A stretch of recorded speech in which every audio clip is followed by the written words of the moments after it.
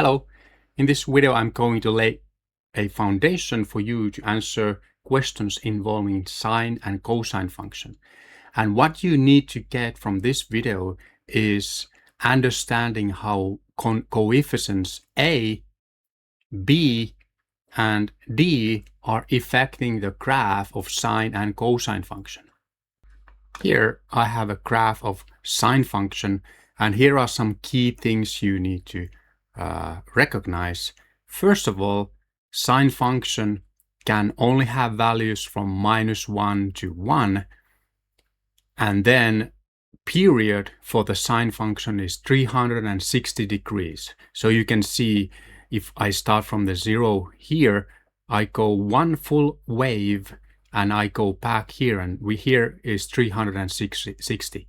So all the values are repeated every 360 degrees. But now, if we would like to use sine function for modeling something, we have to be able to change the way sine function goes. And we do that by changing the values for A, B, and D. And now I'm going to go through all of those three, and we will start with A, which is in front of sine function. And here in a green color you can see function when A is 2. So now A is 2, so I have 2 times sine function, and now you can see what changes is the amplitude.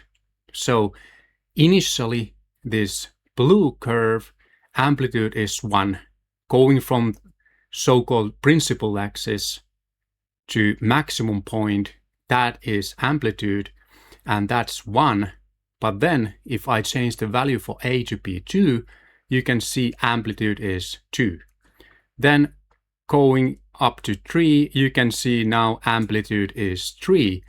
So this coefficient A is affecting the amplitude of the sine and also cosine function similar way.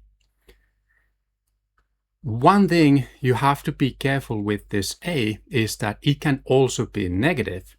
And what happens if value for A is negative is that this sine function will be reflected respect to the x-axis.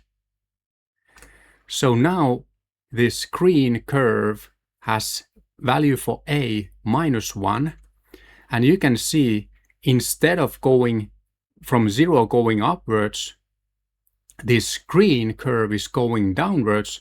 So you can see this green curve is reflected respect to the x-axis when we have negative values for A. And now if I have -3 for value for A, you can see amplitude is 3, but our function is over here instead of going up here first.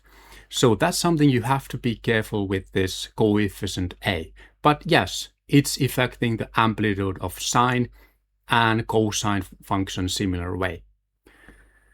Now setting A back to value 1 so that we can see how the coefficient B is affecting sine function. If I set B to be 2 first, here is sine 2x, that's our green curve. You can see what changes is the period. So blue sine function has period of 360. Now this green curve has period of 180. So if the value for B is 2, period is halved from 360 to 180. Going forward, if B is 3, now you can see the period is even smaller. Now period is 360 divided by 3, so it's 120 degrees. So this coefficient B and the period, they are inversely proportional. So if you basically if you double B, you will halve on the value for period. Now if I have b to be, let's say, 0.5, here you can see sine 0.5 times x. Now period is 720 degrees. So now the period is doubled. And here is the formula how this b is affecting period. So if you know the value for b, you can calculate period. Or if you know period, you can calculate the value for this coefficient b. Then setting this back to 1, and then let's see this final last coefficient d. This is maybe the easiest. This will shift our curve vertically. So if I set my value for d to be 2, you can see that the middle part of the sine curve is at 2, and this middle part of the sine function is called principal axis. So this coefficient d is setting the principal axis.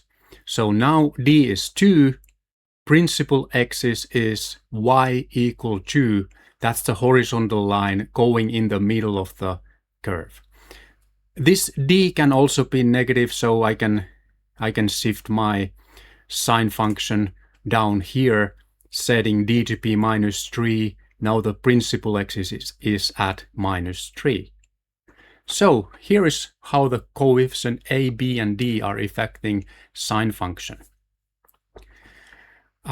Briefly showing that same way we can work with cosine function as well. And cosine function will start from 1 going downwards, and you can see the period is 360. If you compare that to the sine function, you can see that they are having the similar shape, but they are 90 degrees out of shape of each other. But same way, if I change value for a, I will change the amplitude for the cosine function. Same thing also, if a is negative, my cosine function will reflect it to the x-axis like this. b is changing the period same way as with sine function. Increasing the value for b, we decrease the period, and then b going smaller than 1, we increase the period to be more than 360. And coefficient d is changing the principal axis same way. But here is the foundation for you, how you understand coefficient a, b, and d. I will be doing more videos on exam style questions where you have to have this foundation first, but then you can answer questions which are involving sine and cosine function. See you in the next video.